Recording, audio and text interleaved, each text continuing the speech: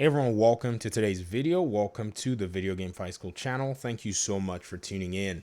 So today I have a short discussion and I wanted to also give a little update regarding what's been going on in gaming this week and how some of that affects Gotham Knights. And or I guess it doesn't affect Gotham Knights in a sense. Because the last video that I made, we talked about a few things regarding the building blocks of the Gotham Knights game and how I felt like, there are a few things that we saw from Arkham Origins which I felt could be maybe used as a foundation for Gotham Knights. Now, I think some people probably mistook that as me saying, in terms of gameplay and mechanics. I meant in terms of the way they came up with the story, the way they, used the narrative to drive Arkham Origins.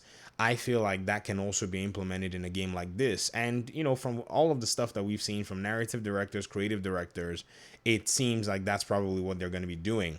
I don't think there's really much to also go that direction. Also, Marvel Guardians of the Galaxy has also, basically been taking the internet to basically this place where everyone seems to be, so far anyways, everyone that I've been reading their comments seems to be somewhat happy in terms of users. Now, reviewers are diverse and so they vary, but it's more the reviewer or the critic stuff that's out there. Like if you go on the Guardians of the Galaxy Reddit, if you go to Metacritic now, you're starting to see some more reviews pop up, but not as much as they'll usually, show up in terms of the 48-hour cycle after a game releases. I think people probably don't just care to put their reviews on Metacritic anymore, but Reddit will give you kind of a vibe as to how people feel about the game. Now, keep in mind, most of them are fans of the game. I also purchased the game and I'm just making my way through it very slowly. But again, we also went ahead to see the state of play. State of play we thought was going to show something about, Gotham Knights or some other games. But apparently I think the leaks were probably maybe, incorrect, or maybe the leaks were probably planted to bring people to state of play, because the showing and the lineup and state of play was very indie based. I don't necessarily think it was something that a lot of people wanted to come to or wanted to check out. And I think, yes, they announced that they were going to be showing a lot of indie games and emphasizing some of these other games. I think that should have been a hint for us. But, the way information is, you don't even know which leaks are true sometimes unless you see what's going on.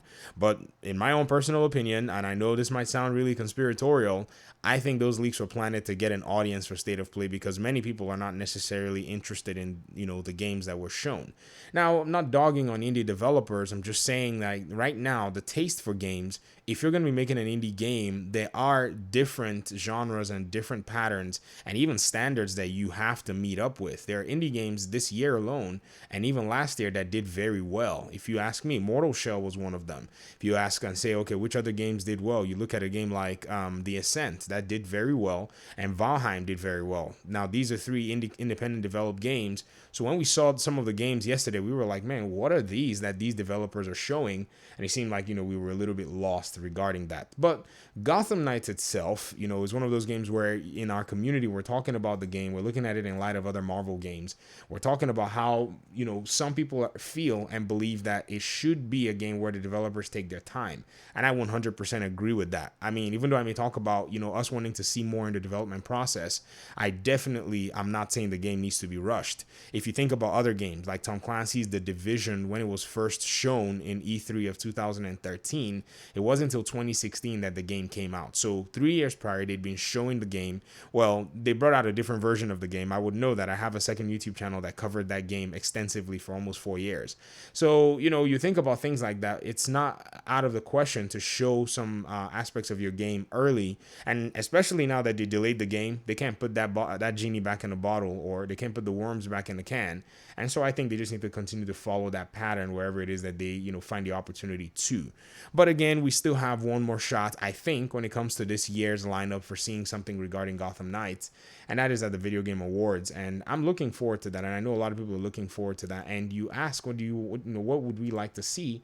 And the obvious answer is very simple, gameplay mechanics and all of the above. But nonetheless, I would say if they cannot make it to the Video Game Awards, then there's no problem as well, because that speaks more to us that they're developing their game and working on it. And I think this is another approach that needs to also be taken as well with a lot of these video games. In many cases, they'll do too much shouting and marketing before the game is ready. I'm still quite surprised though, and I have to mention this, that they showed this game in August of 2020 with the 2021 release and then delayed the game. And I asked myself, what was the intent of that? Was there like a mandate to bring something to the DC fandom event in 2020 to kind of give fans, something that fans had been asking for? Or should they have or not even bothered promising a release date at that time? That was very interesting because Warner Brothers doesn't usually run their package like that. A lot of these big publishers don't do that. If you think about Guardians of the Galaxy again, I know I'm throwing this out there. Their reveal was very short before the release of the game. But then you look at a game like, Spider-Man, where its reveal had like a 2-year window before the game released in case of Marvel Spider-Man. So you can go all kinds of different ways, but I just don't necessarily know how to put a finger around that aspect in terms of how they announced their potential release date and then they moved it further. But nonetheless, if they need to move the game further in order to finish and develop the game, I'm okay with that. And many other games to still be playing, but there is still that side of me that just, wishes, in a very fan-based way that we could see this game and start to play it very soon. But what's the point in playing a game that's busted? What's the point in playing a game that is not going to be satisfactory? There's no point in doing that, and I do not want Gotham Knights to suffer from that. But I'd love to hear your thoughts, man. How did you feel when the state of play yesterday did not show much? And if you're playing Marvel's Guardians of the Galaxy, tell me about it in the comment section. I'd love to hear your thoughts. I just started, and as I continue to pace myself through the game, I'll be happy to talk a little bit more about it if I have the time to. Thank you very much for watching the video. I appreciate you guys so much. This was just an update video, and hopefully we'll have a little bit more concrete stuff to talk about as time goes on. Talk to you soon. Peace out.